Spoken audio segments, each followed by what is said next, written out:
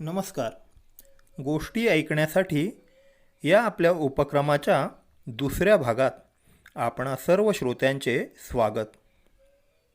गोष्टी ऐकण्यासाठी म्हणून सर्वप्रथम निवडलेले आपले पुस्तक अर्थात महाराष्ट्रातील सर्वाधिक प्रसिद्ध सर्वोत्कृष्ट संस्कारक्षम पुस्तक असा मान ज्या पुस्तकास मिळाला आहे ते श्यामची आई हे पुस्तक होय.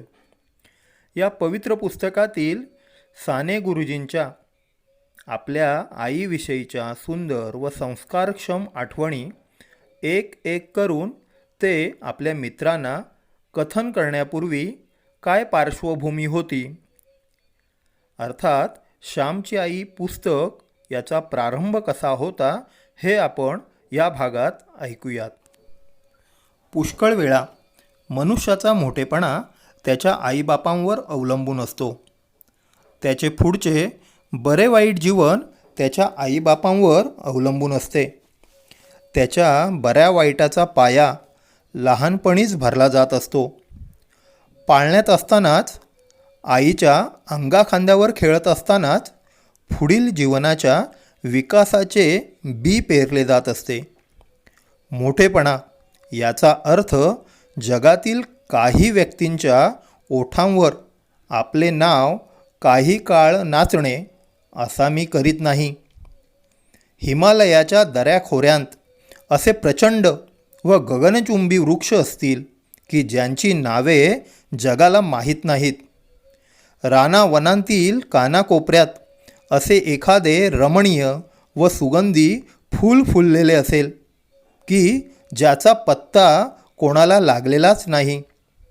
समुद्राच्या पोटात अशी गोलबंद व पाणीदार मोते असतील की ज्याची जगास वार्ता नाही.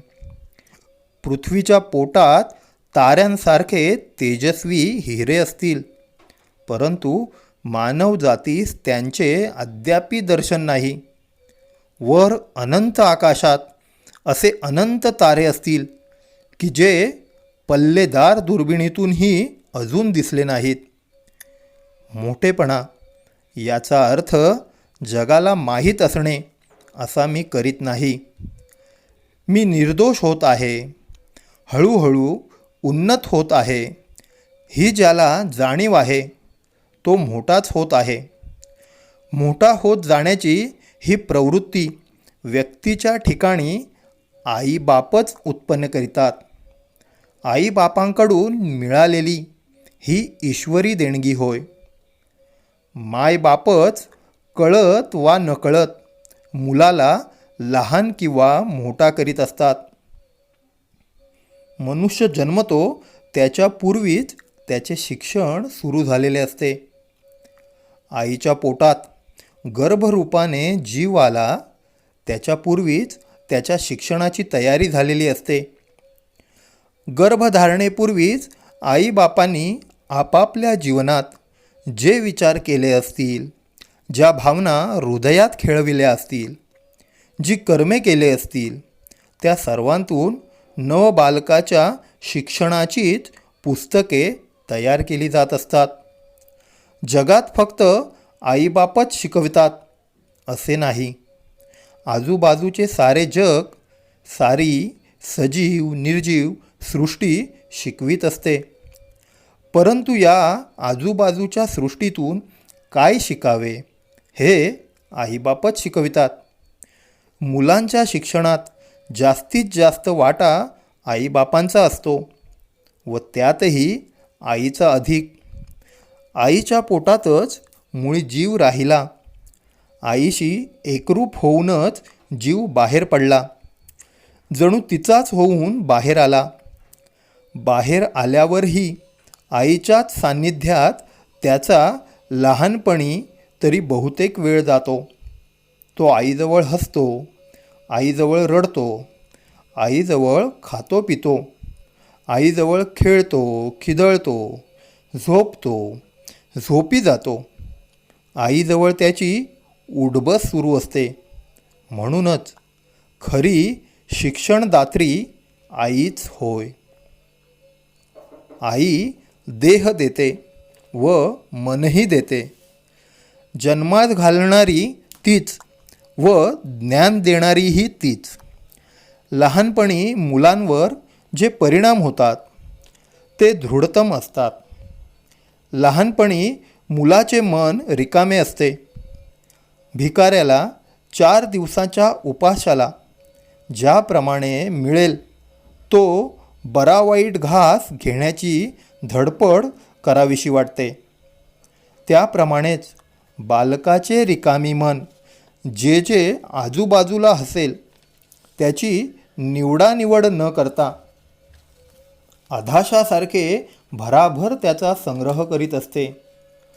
अगदी लहान 2-4 महिन्याच्या मुलाला जर बाहेर अंगणात ठेवले तर आजूबाजूच्या हिरव्या हिरव्या झाडामाडांचा त्याच्या मनावर, त्याच्या शरीरावर इतका परिणाम होतो की त्याच्या मनासही रंग येतो, असे बायका म्हणतात.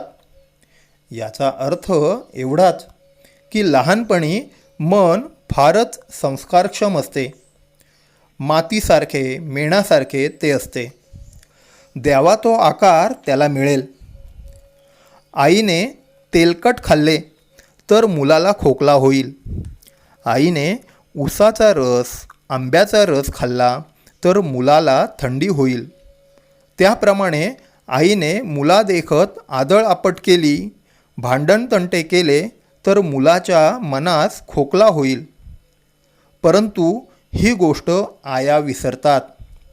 आईचे बोलणे, चालणे, हसणे, सवरणे, मुलाच्या आसमंतात होणाऱ्या आईच्या सर्व क्रिया म्हणजे मुलाच्या मनाचे, बुद्धीचे, हृदयाचे दूध होय.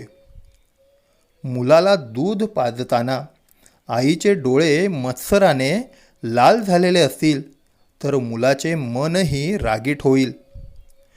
अशा प्रकारे मुलाचे शिक्षण हे मातेवर, पित्यावर, आप्तेष्टांवर, सभोवतालच्या सर्व सजीव निर्जीव सृष्टीवर अवलंबून आहे.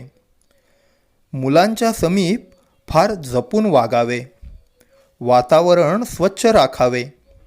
सूर्यचंद्रांना माहीत असो वा नसो त्यांच्या किरणांनी कमळे फुलतात, ही गोष्ट खरी. आईबापांना व इतर लोकांना माहीत असो वा नसो त्यांच्या कृत्यांनी मुलांच्या जीवनकळ्या फुलत असतात, हे खरे. सूर्यचंद्राच्या किरणांप्रमाणेच मनुष्याचे व्यवहार, आईबापांची कृत्ये स्वच्छ, सतेज व तमोहीन अशी असतील तर मुलांची मने कमळाप्रमाणे रसपूर्ण, सुगंधी, रमणीय व पवित्र अशी फुलतील. नाहीतर ती किडींनी खाल्लेली रोगट, फिक्कट, रंगहीन व पावित्र्यहीन अशी होतील. मुलांचे जीवन बिघडविणे यासारखे पाप नाही. स्वच्छ झऱ्याचे पाणी घाण करणे यासारखे पाप नाही. मुलांजवळ राहणाऱ्यांनी ही गोष्ट सदैव लक्षात ठेवावी. वसिष्ठ ऋषी वेदामध्ये वरुण देवाला म्हणतात, हे वरुण देवा, माझ्या हातून जर काही वाईट झाले असेल तर त्याबद्दल माझ्या वडील मंडळींस जबाबदार धर. अस्ति ज्याजान कनियस उपारे. कनिष्ठाच्या जवळ ज्येष्ठ असतो. या ज्येष्ठाने आपली जोखीम ओळखून वागले पाहिजे. आईबापांनी, शेजाऱ्यांनी, गुरुजींनी सर्वांनी लहान मुलांचा विकास सदैव डोळ्यासमोर ठेवून त्यांच्या जवळ वागावे. श्यामला त्याच्या भाग्याने थोर माता मिळाली होती. दररोज तो आपल्या आईला मनात धन्यवाद देत असे. कधीकधी 4 अश्रूंनी तिचे तर्पण देखील करीत असे. आश्रमातील मित्र त्याची जीवनकथा पुष्कळ वेळा विचारीत, परंतु श्याम सांगत नसे. आश्रमातील इतर सारे सवंगडी आपापल्या जीवनातील नानाविध बरे वाईट अनुभव परस्परांना सांगत असत. आपल्या सोबत्यांच्या जीवनकथा ऐकताना कधी कधी एकाएकी श्यामचे डोळे भरून येत असत. त्यावेळी स्वतःच्या जीवनातील तसल्याच स्मृती त्याला येत असत. श्याम, तू सर्वांचे ऐकून घेतोस, पण स्वतःचे मात्र का रे काहीच सांगत नाहीस, असे त्याचे मित्र पुष्कळदा त्याला म्हणत.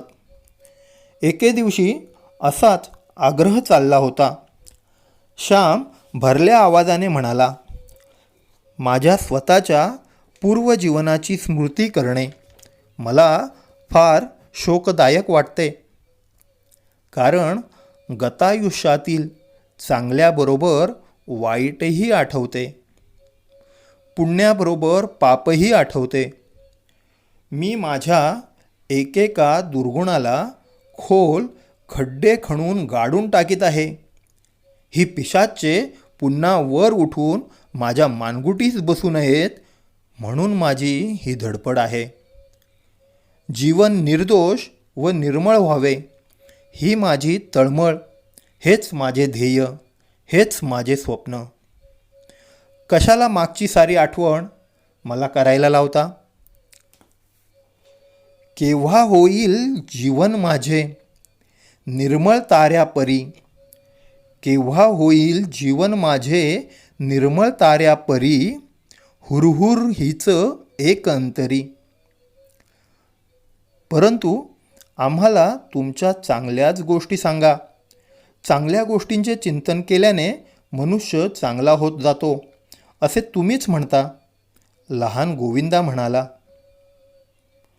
परंतु आपण चांगलेच आठवले व ते सांगितले तर आपण निर्दोष आहोत असा अहंकारही जडावायाचा, भिका म्हणाला. श्याम गंभीर होऊन म्हणाला, मनुष्याला स्वतःचे अधःपतन सांगावयास जशी लाज वाटते त्याप्रमाणे आपण कसे चढलो व चढत आहोत हे सांगावयासही लाज वाटते. आत्मप्रौढीचा शब्दही माझ्या तोंडून बाहेर न येवो अशी देवाला माझी प्रार्थना असते. नारायण हसत म्हणाला, मी निरहंकारी आहे याचाच एखाद्या वेळेस अहंकार व्हायचा. मी आत्मप्रौढी सांगत नाही असे म्हणण्यातच आत्मप्रौढी येऊन जायची. श्याम म्हणाला, या जगात जपावे तेवढे थोडेच. ठायी ठायी मोहक मोह आहेत, कोसळावयास कडे आहेत. शक्यतोवर जपावे, यत्न करावे, प्रामाणिकपणे झटावे, आत्मवंचना करू नये. अहंकाराचे रूप फार सूक्ष्म असते, सदैव सावध राहिले पाहिजे. श्यामचा प्रेमळ मित्र राम म्हणाला, आपण का एकमेकांस परके आहोत? तू व आम्ही अद्यापी एकरूप नाही का झालो? आपल्या आश्रमात आता खाजगी असे काही एक नाही. आपण सारे एक, जे आहे ते सर्वांच्या मालकीचे. तू आपली अनुभव संपत्ती का बरे चोरून ठेवतोस? तुझ्याजवळ वादविवाद आम्हाला करावयाचा नाही. आम्हाला सांगण्यात कसली आहे प्रौढी, कसला आहे गर्व? तुझ्या जीवनात ही माधुरी, ही सरलता, ही कोमलता, हे प्रेम, हे गोड हसणे, ही सेवावृत्ती, ही निरंकारिता, कोणतेही काम करण्यास लाज न वाटण्याची वृत्ती, हे सारे कोठून आले ते सांग. आम्ही आजाऱ्याची शुश्रूषा करतो, तूही करतोस, परंतु तू आजाऱ्याची आई होतोस. आम्हाला का होता येत नाही? तू आपल्या नुसत्या गोड हसण्याने दुसऱ्याला आपलासा करतोस, परंतु त्याच्याजवळ 4-4 तास बसून बोलूनही त्याचे मन आम्हाला ओढून का घेता येत नाही? सांग, ही जादू कोठून पैदा केलीस? सांग, तुझ्या जीवनात हा सुगंध कोणी मिसळला? ही कस्तुरी कोणी ओतली? श्याम, वराडातील एक दंतकथा तुला माहीत आहे का? एकदा वराडात एका श्रीमंत व्यापाराचे टोलेजंग घर बांधले जात होते. त्यावेळेस एक नेपाळी कस्तुरी विक्या तेथे कस्तुरी विकावयास आला. श्रीमंत व्यापाऱ्याने त्या कस्तुरी विक्यास भाव विचारला. तो कस्तुरी विक्या तिरस्काराने म्हणाला, तुम्ही दक्षिणेतील गरीब लोक काय घेणार कस्तुरी? पुण्याला जाऊन काही खपली तर पहावयाचे. त्या श्रीमंत व्यापाऱ्यास राग आला. तो म्हणाला, तुझी सारी कस्तुरी मोज, या मातीच्या गाऱ्यात मिसळून देतो. कस्तुरीच्या भिंती दक्षिणेतील लोक बांधतात असे उत्तरेत जाऊन सांग. त्या व्यापाऱ्याने सारी कस्तुरी खरेदी केली व गाऱ्यात मिसळून दिली. वराडातील त्या घराच्या भिंतीनं अजून कस्तुरीचा वास येतो असे सांगतात. श्याम, तुझ्या जीवनाच्या भिंती जेव्हा बांधल्या जात होत्या त्यावेळेस कोणी रे तिथे कस्तुरी ओतली? आमच्या जीवनाला ना वास, ना रूप, ना गंध. तुझ्या जीवनाला हा वास कोठून आला? हा रंग कोणी दिला? सांग. श्यामच्याने आता राहावेना. तो गंभीरपणे व गहिवराने म्हणाला, माझ्या आईचे हे देणे. गड्यांनो, माझ्यात जे काही चांगले आहे ते माझ्या आईचे आहे. आई माझा गुरु, आई माझी कल्पतरू. तिने मला काय काय तरी दिले, तिने मला काय दिले नाही? सारे काही दिले. प्रेमळपणे बघावयास, प्रेमळ बोलावयास तिनेच मला शिकविले. मनुष्यांवर नव्हे तर गायीगुरांवर, फुलपाखरांवर, झाडामाडांवर प्रेम करावयास तिनेच शिकविले. अत्यंत कष्ट होत असतानाही तोंडातून ब्र न काढता शक्यतो आपले काम उत्कृष्टपणे करीत राहणे हे मला तिनेच शिकविले. कोंड्याचा मांडा करून कसा खावा व दारिद्र्यातही स्वत्व व सत्व न गमाविता कसे राहावे हे तिनेच मला शिकविले. आईने जे शिकविले त्याचा परार्धांशही माझ्या जीवनात मला प्रकट करता आला नाही. अजून माझ्या मनोभूमीत बीज फुगत आहे. त्यातून भरदार, जोमदार अंकुर केव्हा बाहेर येईल तो येवो. माझ्या आईनेच जीवनात अत्तर ओतले. मी मनात म्हणत असतो, मंद तरंगी करुणी निवास, सुवास देई मम जीवनास. मंद तरंगी करुणी निवास, सुवास देई मम जीवनास. तीच वास देणारी, रंग देणारी. मी खरोखर कोणी नाही, सारे तिचे, त्या थोर माऊलीचे. सारी माझी आई, आई, आई. असे म्हणता म्हणता श्यामला गहिवरून आले. त्याच्या डोळ्यांतून घळाघळा अश्रुधारा गळू लागल्या. भावनांनी त्याचे ओठ, त्याचे हात, हातांची बोटे थरथरू लागली. थोडा वेळ सारेच शांत होते. ताऱ्यांची थोर शांती तेथे पसरली होती. नंतर भावनापूर थोडा ओसरला व श्याम म्हणाला, गड्यांनो, माझे असे काही सांगण्यासारखे नाही, परंतु माझी आई कशी होती ते मी तुम्हाला सांगेन. आईचे गुणगान करून हे ओठ पवित्र करीन. आईच्या आठवतील त्या त्या गोष्टी सांगेन. तिच्या स्मृती आळवीन.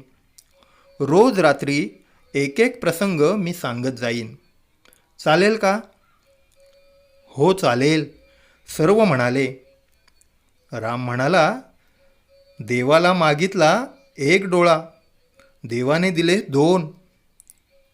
गोविंद म्हणाला, रोजच सुधारस प्यावयास मिळणार, रोजच पावनगंगेत डुंबावयास मिळणार. गोष्टी ऐकण्यासाठीच्या आजच्या या भागात आपण येथेच थांबूया. या पुढील भागात साने गुरुजींनी अर्थात श्यामने आपल्या मित्रांना आईविषयी सांगितलेल्या एक एक आठवणी आपण क्रमाने पाहणार आहोत. धन्यवाद.